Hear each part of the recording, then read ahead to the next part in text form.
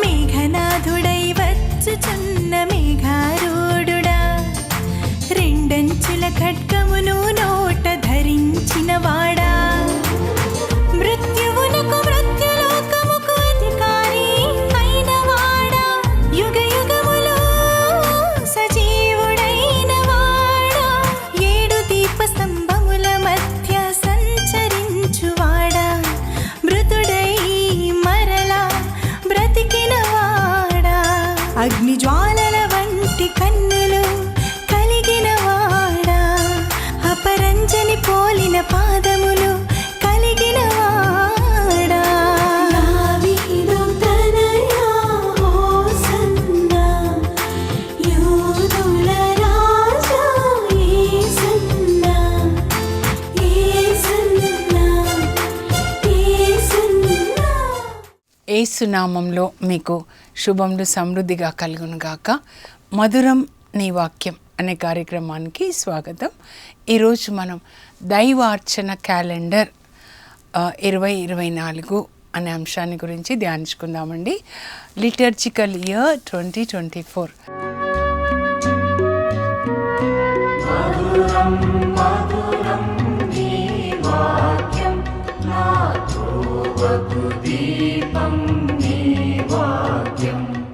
ఏంటి దైవార్చన క్యాలెండర్? మీకు ఎప్పుడైనా ఒక డౌట్ వచ్చిందా?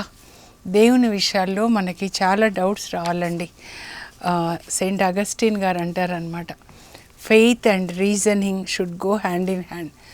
ఒక మాట మాట్లాడితే చర్చిలో దాని అర్థం ఏంటి అని అడగాలి.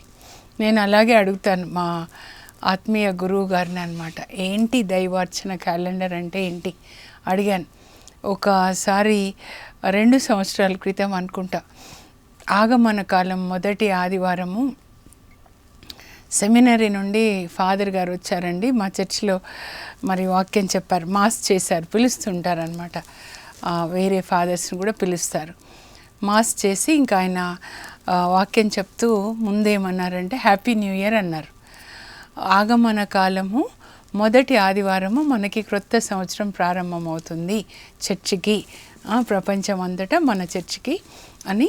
ఇది న్యూ ఇయర్ మొదటి రోజు కనుక హ్యాపీ న్యూ ఇయర్ అని. సో ఎందుకు అట్లా అన్నారు ఏంటి, ఇంకా ఒకటొక్కటి అడిగానండి నేను. తర్వాత మా గురువు గారి దగ్గరికి వెళ్ళి అన్నీ అడిగితే ఆయన చెప్పారనమాట, అమ్మ ఎలా ప్రకృతిలో ఋతువులు ఉంటాయి కదా, వసంత ఋతువు, శిశిర ఋతువు, మరి వర్షాకాలం, ఎండాకాలం, చలికాలం. ఇప్పుడు చలికాలం కదా, తర్వాత ఎండాకాలం వస్తుంది, తర్వాత వర్షాకాలం వస్తుంది. ఇంకా వసంత ఋతువు, చెట్లు ఆకులు రాలిపోయి మళ్ళా కొత్త చిగుళ్ళు పుట్టి ఉగాది పచ్చడి, వేప పువ్వు, మామిడి పువ్వు, మామిడికాయలు కాస్తాయి వసంతకాలం. అలాగే మన చర్చి దైవ అర్చన అంటే ఏంటి ముందు అది అడిగి, ఒక్కొక్క మాటకి నేను అర్థం అడుగుతానండి. అప్పుడు దైవ అర్చన అంటే ఆరాధన, దేవుణ్ణి ఆరాధించడంలో మనము ఎలా ఉండాలి. ఒక సంవత్సరంలో 6 కాలాలుగా మన చర్చి పెద్దలు విభజించారు దేవుణ్ణి ఆరాధించడం. ఆరాధన అంటే దేవుని యొక్క వాక్యాన్ని విని విధేయించడం. ఆరాధన అంటే 1 గంట నోటితో కొన్ని జపాలు చెప్పడము, పాటలు పాడడము కాదు, ప్రార్థన చేయడం కాదు. కానీ దేవుని యొక్క వాక్యం ఏదైతే దేవుడు మనకి వాక్యాన్ని ఇచ్చారో దీన్ని మనం ఆచరించాలన్నమాట. దాన్ని ఆరాధన. Obedience to the word of God is what is called worship. దేవుని వాక్యంనకు విధేయత చూపుటయే ఆరాధన. ఈ ఆరాధన మరి ఇంత 73 గ్రంథాలు ఉన్నాయి కదా. సో ఈ గ్రంథాలని మనం ఎలా పాటించాలి? ఆదివారం వచ్చినట్లయితే 3 సంవత్సరాలకి విభజించారనమాట. ఏబిసి అని. ఏ సంవత్సరంలో మనకి మత్తయి సువార్త ఉంటుంది ఆదివారం, బి సంవత్సరంలో మార్కు, సి సంవత్సరంలో లూకా ఉంటుంది, ఇంకా యోహాను సువార్త 3 డిస్ట్రిబ్యూట్ చేస్తారు. సో ఈ సంవత్సరం బి సంవత్సరం కాబట్టి ఈ సంవత్సరం మనకి మార్కు సువార్త ఉంటుందన్నమాట. అలాగే మరి వార దినాలు ఆదివారం అలా ఉంటుందన్నమాట. సో మళ్ళీ రిపీట్ అయిపోతాయి. ఏబీసీ మళ్ళీ రిపీట్ అవుతాయి. అందువల్ల చక్రము అంటారు, ఆదివార చక్రం, సండే సైకిల్ అన్నమాట. అలాగే మరి సోమవారం నుంచి శనివారం వరకు దాన్ని వీక్లీ సైకిల్ అంటారు, వార దినాల చక్రం. అది దాన్ని 2 భాగాలుగా విభజించారు. బైబుల్ 6 దినాలు ఉంటాయి కదండి, ఒక్క భాగం ఒక సంవత్సరం, ఇంకో భాగం ఇంకో సంవత్సరం. అంటే 2 సంవత్సరాల్లో ఈ బైబిల్ గ్రంథం అంతా ముగుస్తుంది అన్నమాట. అయితే మొదటి సంవత్సరంలో ఉన్న మొదటి భాగం అన్నమాట. ఎట్లా అంటే ఈవెన్ నంబర్స్ అన్నీ కూడా 2వ సంవత్సరం, ఆడ్ నంబర్స్ అంతా మొదటి సంవత్సరం అన్నమాట. బైబిల్ గ్రంథాన్ని 2 భాగాలుగా విభజిస్తే అండి. ఇప్పుడు 2024 అంటే 4 అంటే ఈవెన్ నంబర్ కదా, కాబట్టి ఇప్పుడు మనకి 2వది ఉంటుంది అన్నమాట, 2వ భాగం అంటారు. మరి ఇంకా నెక్స్ట్ ఇయర్ వస్తే లేదా పోయిన సంవత్సరం 1వ భాగం, అంటే దీన్ని 2 భాగాలుగా చేశారండి. మొదటి భాగం అయితే ఆడ్ నెంబర్స్లో ఉంటుంది, 1, 3, 5 అట్లా చూడండి. 2వ భాగం అయితే ఈవెన్ నెంబర్స్ అన్నమాట. ఇప్పుడు 2020, 22, 24 అట్లా అన్నమాట. అది కొంచెం మీరు ప్రైమరీగా తెలుసుకోండి. ఇంకా ఎక్కువగా తెలుసుకోవాలి అంటే మీ ఫాదర్లను అడగండి, మీ విచారణ గురువులను అడగండి. ఆయన దగ్గరికి వాక్యం కొరకు మీరు వెళ్ళాలన్నమాట. ఆ తర్వాత ఈ బైబిల్ గ్రంథం మనం ఎలా దేవుని ఆరాధించాలి అంటే, ఈ వాక్యం ప్రకారము ఎలా మనం ఆరాధించాలి అంటే 6 కాలాలుగా విభజించారండి. ఒక్క సంవత్సరంలో 6 కాలాలు అన్నమాట. అంటే 6 సీజన్స్ ఉంటాయన్నమాట. సో దైవ ఆరాధన క్యాలెండర్లో మన చర్చి పెద్దలు 6 కాలాలుగా విభజించారు. మొదటిది ఆగమన కాలం అండి. ఆగమన కాలం మొదటి ఆదివారం మనకి కొత్త సంవత్సరం ప్రారంభమవుతుంది అన్నమాట. ఇంగ్లీష్ క్యాలెండర్ ప్రకారం January 1 కదా, కానీ మనకి ఆగమన కాల ఆదివారం మొదటి న్యూ ఇయర్ అన్నమాట. మొదటి రోజు అది. మొదటి కాలాన్ని ఆగమన కాలం అంటారు. 2వ కాలాన్ని క్రిస్మస్ సీజన్ అంటే క్రీస్తు జయంతి కాలం అంటారండి. అది కూడా ఇప్పుడు అయిపోయింది కదా. ఆ తర్వాత కొంచెము సామాన్య కాలం ఉంటుందన్నమాట. ఆ తర్వాత ఇప్పుడు ఏమొస్తుందంటే సామాన్య కాలం తర్వాత ఫిబ్రవరి 14 నుంచి తపస్కాలం వస్తుంది. 3వది తపస్కాలం తర్వాత ఈస్టర్ పునరుత్థాన కాలం అంటారు. యేసు ప్రభు పునరుత్థానుడై పరలోకానికి వెళ్ళి పరిశుద్ధాత్మను పంపించడం, అది 50 రోజులు ఉంటుంది. ఈ పునరుత్థాన కాలం అంటే పెంతెకోస్తు అయిపోయిన తర్వాత నుంచి మళ్ళీ ఆగమన కాలం మొదటి ఆదివారం ముందు వరకు అన్నమాట. దాన్ని సామాన్య కాలము అని అంటారండి. మరొకసారి చెప్తాను, అయినా కూడా నేను మీకు చార్ట్స్ ద్వారా చెప్తాను. ఈ చార్ట్స్ తయారు చేయడానికి చాలా రోజులు పట్టిందండి. అందువల్లనే ఇప్పటి వరకు పట్టింది. ప్రెస్లో కూర్చొని 2 రోజులు 3 రోజులు నేను వాళ్ళతో చెప్తూ ఉన్నాను. ఆ కంప్యూటర్ మీద కూర్చొని చేసే బ్రదర్తో చెప్తున్నాను. చెప్పడానికైతే కాసేపట్లో అయిపోతుంది, కానీ నేను ఇట్లా తల బ్రద్దలు కొట్టుకొని ఈ చార్ట్స్ తయారు చేసుకొని వచ్చాను అని చెప్పి. 6 కాలాలు మరొకసారి నేను చెప్తా అండి. ఇప్పుడు మీకు చార్ట్తో చెప్తాను, అప్పుడే మీకు అర్థమవుతుంది. మొదటిది ఆగమన కాలము అయిపోయింది కదా, క్రిస్మస్కి ముందు వరకు అన్నమాట. ఎప్పటి నుంచి అనంటే క్రిస్మస్కి ముందు 4 ఆదివారాల పీరియడ్ అండి. క్రిస్మస్కి ముందు 4 ఆదివారాలు అన్నమాట. యూజువల్గా డిసెంబర్లో మొదలవుతుంది. ఇప్పుడు అయిపోయిన క్రిస్మస్ డిసెంబర్ 3వ తారీఖు మొదటి ఆదివారం వచ్చింది. అది ఆగమన కాలం అన్నమాట. ఆగమనము అంటే అర్థం ఏంటంటే విచ్చేయుట. ఎవరు విచ్చేస్తున్నారు? పరలోకం నుండి యేసు ప్రభు విచ్చేస్తున్నాడు కనుక ఈ కాలాన్ని ఆగమన కాలం. కమింగ్ ఆఫ్ క్రైస్ట్, దేవుడే ఆత్మ అయిన దేవుడు ఈ నరలోకంలోనికి, మనుషులున్న ఈ లోకం పరలోకం నుంచి భూలోకంలోనికి ఆత్మ అయిన దేవుడు వస్తున్నాడు కనుక మనం మనుషులం కాబట్టి ఆయన మనిషి అవతారం ఎత్తాడనమాట. ఎత్తి మన పాపంల కొరకు ఆయన సిలువలో వెల చెల్లించారు.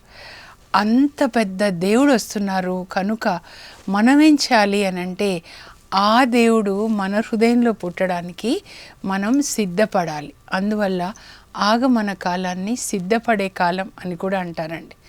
ఆయన మన హృదయంలో జన్మించాలి, అది మనకి జరగాలన్నమాట. మరియ తల్లి గర్భంలో ఆయన రూపుదిద్దుకొని ఆయన జన్మించారు. మన హృదయంలో ఆయన గర్భం ధరించి ఆయన మన నుండి కూడా జన్మించాలి అన్నమాట.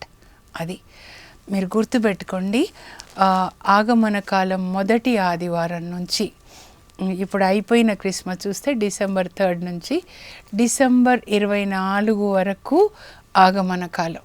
అది కూడా 24 ఎప్పటి వరకు అంటే పూజ ప్రారంభం కాక మునుపు వరకండి. క్లియర్గా మీరు తెలుసుకోవాలన్నమాట. నాకు కూడా లూర్ద్ ఫాదర్ గారు చెప్పారు, ఎప్పటి వరకు ఫాదర్ అంటే 24వ తారీఖు రాత్రి అర్ధరాత్రి పూజ మొదలవుతుంది కదమ్మా, ఆ మొదలు కావడానికి ముందు వరకు ఆగమన కాలం. ఒకసారి పూజ ప్రారంభం అవుతుంది, జీసస్ పుడతారు కదా రాత్రిలో, అప్పటి నుంచి క్రీస్తు జయంతి కాలం అంటే క్రిస్మస్ సీజన్ అంటారనమాట. నాకెందుకు డౌట్ వచ్చిందంటే ఒకసారి క్రిస్మస్ తర్వాత మా వదిన నన్ను విష్ చేస్తూ సీజన్స్ గ్రీటింగ్స్ జెస్సీ అనింది. క్రిస్మస్ రోజు అయితే హ్యాపీ క్రిస్మస్ అంటాము, తర్వాత డిసెంబర్ 26 నుంచి సీజన్స్ గ్రీటింగ్స్ అంటాం. అంటే ఏంటి అంటే క్రిస్మస్ సీజన్ అన్నమాట. ఎప్పటి నుంచి క్రిస్మస్ సీజన్? డిసెంబర్ 24 అర్ధరాత్రి పూజ నుంచి ఎప్పటి వరకు అంటే ముగ్గురు రాజుల పండుగ వరకు ఆ సీజన్ని క్రిస్మస్ సీజన్ అంటారనమాట. యేసుప్రభు పుట్టిన తర్వాత వచ్చే మొదటి ఆదివారాన్ని తిరుకుటుంబ ఆదివారం అన్నమాట. ఆ మొదటి ఆదివారం తిరుకుటుంబ పండుగను చేస్తాం. తర్వాత వచ్చే ఆదివారము ముగ్గురు రాజుల పండుగ. అంటే క్రిస్మస్ తర్వాత ఆ 25 లేదా 24 రాత్రి నుంచి ముగ్గురు రాజుల పండుగ ఎప్పుడైతే అవుతుందో ఆ మధ్య కాలాన్ని క్రీస్తు జయంతి కాలం, క్రిస్మస్ సీజన్ అంటారు. క్రిస్మస్ తర్వాత మొదటి ఆదివారం తిరుకుటుంబ పండుగ. అంటే అక్కడ యేసుప్రభు, మరియ తల్లి, జోజప్ప గారు ఎంత చక్కగా వాళ్ళు దేవుని చిత్తాన్ని చేశారు, ఒకరికొకరు సాయం చేసుకున్నారు. జోజప్ప గారు మరియ తల్లికి ప్రసవం చేస్తారు, బెత్లెహేంలో పశువుల పాకలో జాగ్రత్తగా చూసుకుంటారు. సున్నతి చేసి యెరూషలేంకి తీసుకెళ్తారు, అక్కడ పేరు పెడతారు. తర్వాత ఐగుప్తుకి జాగ్రత్తగా తీసుకెళ్తారు. దేవదూత చెప్తారు, హెరోదు చంపాలనుకుంటున్నాడు పసిబిడ్డని తీసుకెళ్ళయ్యా అంటే, అప్పుడు అక్కడి నుంచి వెళ్తే 300 మైళ్ళు ఐగుప్తుకి రాత్రి తీసుకెళ్తాడు. తర్వాత వడ్రంగి పనిచేసి మరియ తల్లిని, బాబుని పెంచుతాడు. వాళ్ళు దేవుని చిత్తం చేసేలాగా బాబుని పెంచుతారు. బాబు యేసు ప్రభు కూడా 30 సంవత్సరాలు తల్లిదండ్రుల మాటకి లోబడి జీవించాడు. లూకా సువార్త 2:51-52లో ఉంటుందన్నమాట. 30 సంవత్సరాలు ఈ లోకపు తల్లిదండ్రులకు విధేయత చూపించాడండి. అందుకే యేసు ప్రభుని బాప్తిస్మం తీసుకున్నప్పుడు పరలోక తండ్రి అంటాడు, ఈయన నా ప్రియమైన కుమారుడు, ఈయనను బట్టి నేను ఆనందిస్తున్నాను. మీ తల్లిదండ్రులకు విధేయత చూపిస్తే దేవుడు మిమ్మల్ని బట్టి ఆనందించి మిమ్మల్ని ఆశీర్వదిస్తారండి. క్రిస్మస్ సీజన్ తర్వాత ఇప్పుడు అన్నమాట మనది అయిపోయింది కదండి ముగ్గురు రాజుల పండుగ. తర్వాత కొంతకాలము సామాన్య కాలం అంటారు. ఎప్పటివరకంటే తపస్ కాలం వచ్చే వరకు. సామాన్య కాలం, ఆర్డినరీ టైం అంటే ఏంటి అది కూడా అడిగాను. ఎందుకు దీన్ని ఇలా పిలిచారు అంటే, సామాన్య కాలం అంటే ఈ కాలంలో ముఖ్యమైన సంఘటనలు ఏవీ లేవు, నో ఇంపార్టెంట్ ఈవెంట్స్. అప్పుడు తర్వాత మూడో సీజన్ అన్నమాట. మూడోది తపస్ కాలం, ఫిబ్రవరి 14 నుంచి వస్తుందండి. తపస్ కాలంలో 40 దినాలు ప్లస్ 6 ఆదివారాలు ఉంటాయి. అర్థమవుతుంది కదా. ఆగమన కాలానికి ముందు 4 ఆదివారాలు, క్రిస్మస్ తర్వాత 2 ఆదివారాలు, తపస్ కాలంలో 40 దినాలు ప్లస్ 6 ఆదివారాలు అంటే 46 దినాల టైం అన్నమాట. ఎప్పటి నుంచి అంటే యాష్ వెడ్నెస్డే, విభూది బుధవారం నుంచి పెద్ద శనివారం వరకు. చివరి 3 రోజులు పెద్ద గురువారం, పెద్ద శుక్రవారం, శనివారం అంటాం కదా, ఆ రోజు వరకు అన్నమాట.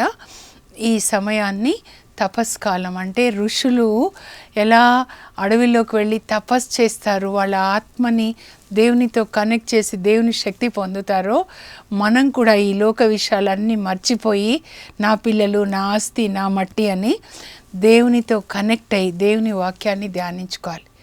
ఒక్క మాటలో చెప్పాలంటే మోషే సినాయి పర్వతం మీద 40 దినాలు దేవుని సన్నిధిలో ఉన్నాడు, దేవుని యొక్క స్వరాన్ని విన్నాడు, దేవుని మహిమను చూశాడు. ఆ దేవుడు చెప్పిన దాన్ని మొదటి 5 గ్రంథాలు రాస్తాడు. దానియేలు 9లో కూడా దానియేలు ఉపవాస సమయంలో ఈర్మియా గ్రంథాన్ని ధ్యానించుకుంటున్నాడు.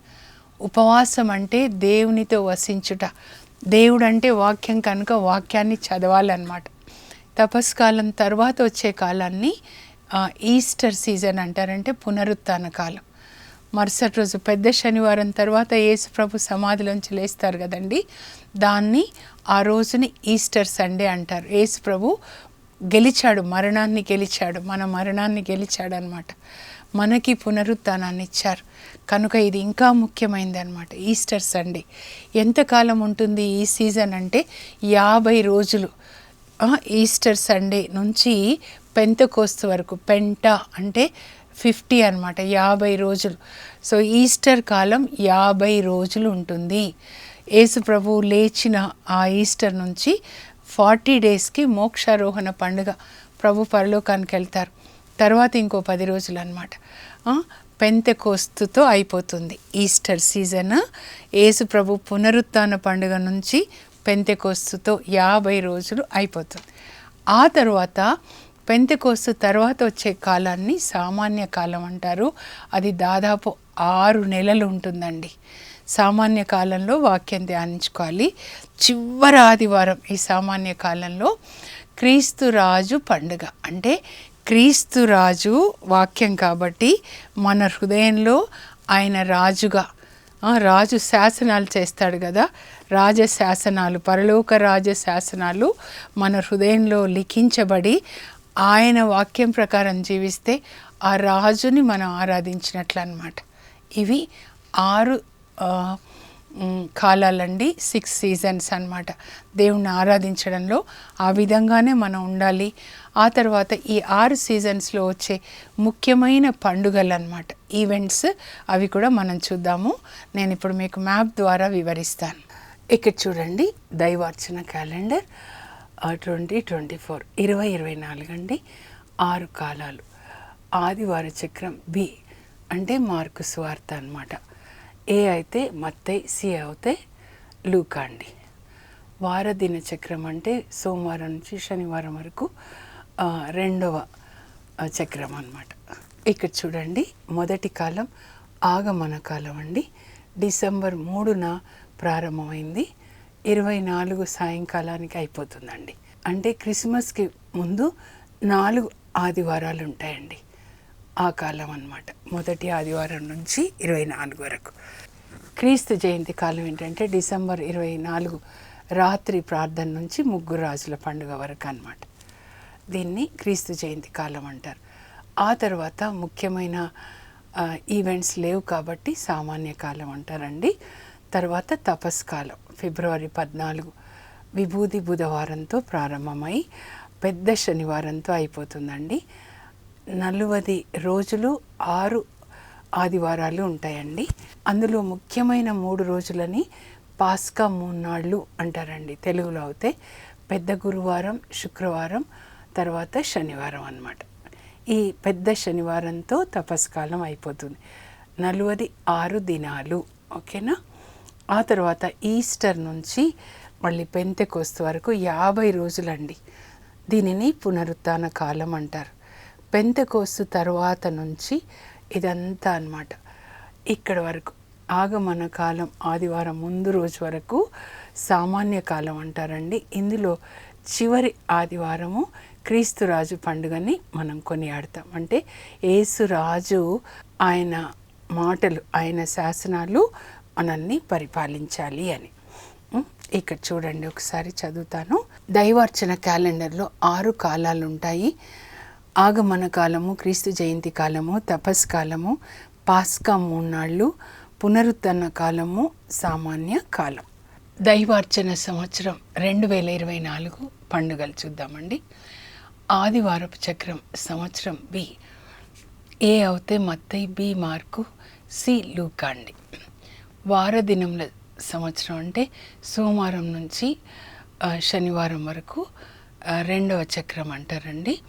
బైబిల్ గ్రంథాన్ని 2 భాగాలుగా విభజిస్తే ఒక భాగం ఒక సంవత్సరం, దాన్ని చక్రం 1 అంటారు. 2వ భాగం 2వ సంవత్సరం. అన్ని ఈవెన్ నంబర్స్ అనుకోండి, అప్పుడు వారదినంలో చక్రం 2 ఉంటుందండి. ఇప్పుడు 2 24 అంటే ఈవెన్ నంబర్ కదా, ఇది ఉంటుంది. ఒకళ్ళు 23 అయితే చక్రం ఒకటి అండి. ఇంకా 6 కాలాలు చూద్దామండి. ఆగమన కాలము డిసెంబర్ 3 నుంచి 24 వరకు అండి. మొదటి ఆదివారం డిసెంబర్ 3 అయిపోయింది కదా. నెక్స్ట్ క్రీస్తు జయంతి కాలం డిసెంబర్ 25 నుంచి జనవరి 7 వరకు అండి. క్రీస్తు జయంతి డిసెంబర్ 25, తిరుకుటుంబ పండుగ క్రిస్మస్ తర్వాత వచ్చే మొదటి ఆదివారం అండి. అంటే మనం కూడా అలా జీవించాలి, తిరుకుటుంబంలాగా దేవుని చిత్తం చేస్తూ ప్రేమగా. మరి జనవరి 1 తారీఖు మరియ తల్లి మాతృత్వ పండుగ. అందరం కూడా అలాంటి తల్లిలాగా మన పిల్లల్ని దేవుని యొక్క సేవకు పెంచాలి. తర్వాత 7వ తారీఖు ముగ్గురు రాజుల పండుగ అండి. క్రీస్తు సాక్షాత్కార పండుగ అంటారు. మొదటి ఆదివారం తిరుకుటుంబ పండుగ అవుతే 2వ ఆదివారం క్రీస్తు సాక్షాత్కార పండుగ అండి. దాంతో క్రీస్తు జయంతి కాలం అయిపోతుంది, క్రిస్మస్ సీజన్. నెక్స్ట్ సామాన్య కాలం అండి. యేసు బాప్తిస్మ పండుగతో ప్రారంభమవుతుంది అన్నమాట. ఇప్పుడు మనం సామాన్య కాలంలో ఉన్నాము, ఫిబ్రవరి 13 వరకు. సామాన్య కాలం అంటే ముఖ్యమైన ఈవెంట్స్ ఏవీ లేవు అన్నమాట. ఇప్పుడు క్రీస్తు జయంతి కాలంలో ఇవన్నీ ముఖ్యమైన సంఘటనలు కదా, ఇక్కడ ఏం లేదు. కాబట్టి ఇక్కడ బైబిల్ పిక్చర్ ఇచ్చాను చూడండి. అంటే బైబిల్ చదువుకొని ధ్యానిస్తూ దాని ప్రకారం జీవించాలి. తర్వాత కాలం తపస్ కాలం. ఋషులు ఎట్లా అడవిలో తపస్సు చేస్తారో దేవుని శక్తిని పొందడానికి, అలా దేవుని సన్నిధిలో దేవుని శక్తిని పొందాలి అంటే వాక్యాన్ని చదువుకోవాలి. ఇది విభూది బుధవారంతో మొదలవుతుందండి. మొత్తం 46 రోజులు, 40 రోజులు ప్లస్ 6 ఆదివారాలు ఉంటాయండి. చివరి ఆదివారం ఇక్కడ చూస్తే మానుకొమ్మల ఆదివారం. ఇంకా ఈ వారం పరిశుద్ధ వారం అని పిలుస్తారండి. తపస్కాలంలోనే చివరి వారం అన్నమాట ఇది. ఈ పరిశుద్ధ వారంలో 3 ముఖ్యమైన దినాలు పాస్కా 3 నాళ్ళు అంటారండి. పవిత్ర గురువారం, పరిశుద్ధ శుక్రవారం, తర్వాత పాస్కా జాగరణ శనివారం. అంటే ముఖ్యమైన దినాలు. సంవత్సరంలో దేవుని సన్నిధిలో ఉండి మన కొరకు రక్తం చిందిన యేసు ప్రభు ధ్యానించుకుంటూ ఆయన ప్రేమని మనం తగిన విధంగా జీవించాలి. ఎంత త్యాగం చేశారు అని. తర్వాత కాలాన్ని పునరుత్థాన కాలం అంటారండి. ఇది 50 రోజులు అన్నమాట. పునరుత్థాన పండుగ అంటే ఈస్టర్ నుంచి పెంతెకోస్తు వరకు అన్నమాట. 40వ రోజు మోక్షారోహణ పండుగ చేస్తారు. పెంతెకోస్తు చూడండి 19 అన్నమాట. మే నెల 19తో ఇది అయిపోతుందండి. ఆ తర్వాత కాలాన్ని సామాన్య కాలం అంటారండి. పెంతెకోస్తు తర్వాత దినం నుంచి అన్నమాట, సోమవారం నుంచి. అప్పుడు మొదటి ఆదివారం, పెంతెకోస్తు తర్వాత మొదటి ఆదివారం త్రియేక దేవుని యొక్క పండుగ. అంటే మన హృదయంలో పరిశుద్ధాత్మ వచ్చినప్పుడు తండ్రి, కుమార, పరిశుద్ధాత్మలు ముగ్గురు మన హృదయంలో నివసిస్తారు. ఆ తర్వాత ఆదివారము దివ్య సప్రసాద పండుగ అండి. ఇంకా దాదాపు 6 నెలల వరకు ఉంటుంది చూడండి. ఏప్రిల్ 20 నుంచి మరి నవంబర్ 30 వరకు. ఈ సామాన్య కాలంలో చివరి ఆదివారము క్రీస్తు రాజు పండుగ అండి. నవంబర్ 24 అన్నమాట. అంటే యేసు ప్రభు మన హృదయంలో రాజుగా ఆయన వాక్యం ద్వారా పరిపాలిస్తాడనమాట. ఆ తర్వాత నవంబర్ 30తో ఈ దైవార్చన క్యాలెండర్ ముగుస్తుందండి. ఇంకా మరుసటి రోజు మనం చూస్తే అంటే డిసెంబర్ 1 రోజున మొదటి ఆదివారం, అది వచ్చే సంవత్సరానికి ఆగమన కాలం అయిపోతుంది అన్నమాట. ఏ అంటే మత్తయి సువార్త అండి, బి మార్కు సువార్త, సి లూకా సువార్త. అన్ని పండుగలు క్రీస్తు కేంద్రిత పండుగలు. Once we'll see in English also because of our children who cannot understand Telugu. Liturgical calendar for the year 2024.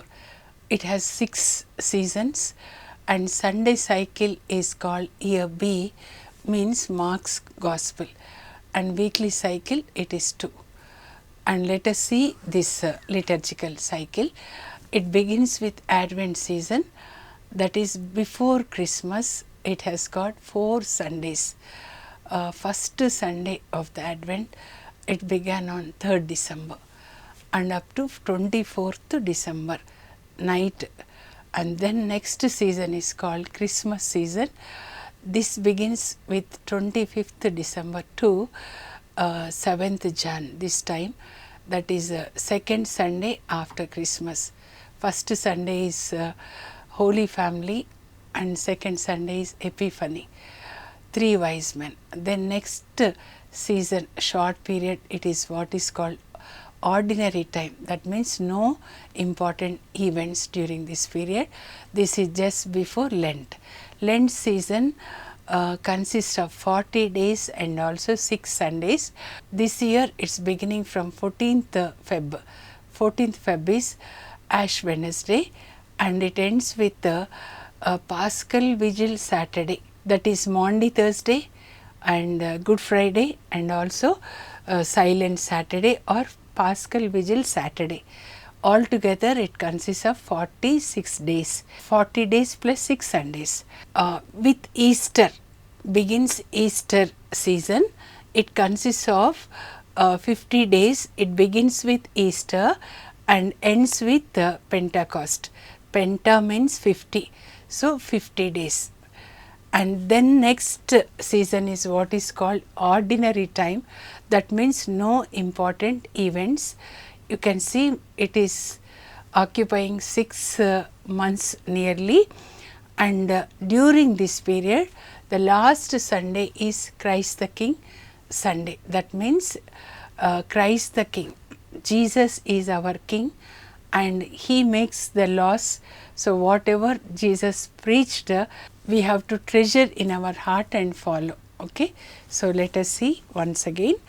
Liturgical calendar consists of 6 seasons: Advent season, Christmas season, Lenten season and Paschal Triduum. This consists of 3 days: Paschal Triduum, Maundy Thursday, Good Friday and Paschal Vigil night, and Easter season and ordinary time. Let us see the festivals during this liturgical year. Advent season began with 3rd December and ended with 24th December. Advent season, you can see it began on 3rd December, that is first Sunday fell on 3rd December. The next season is what is called Christmas season, began with Christmas, that is 25th December to 7th Jan. This season consists of a Holy Family feast, that is first Sunday after Christmas, and second Sunday after Christmas is what is called Epiphany, feast of Epiphany, that is 3 wise men, and first Jan is always Mary Mother of God. We celebrate that feast. Okay, then ordinary time begins with the feast of baptism of Jesus and it ends with 13th of February. Then begins Lenten season. It begins with Ash Wednesday and it consists of 46 days, 40 days plus 6 Sundays, and the last Sunday of this Lenten season is Palm Sunday. Then 3 important days during this Lenten season are collectively called Paschal Triduum. They are Maundy Thursday, Good Friday and Paschal Vigil Saturday. So with this Paschal Vigil Saturday, Lenten season ends. Then Easter season begins with Easter and ends with Pentecost. It consists of 50 days.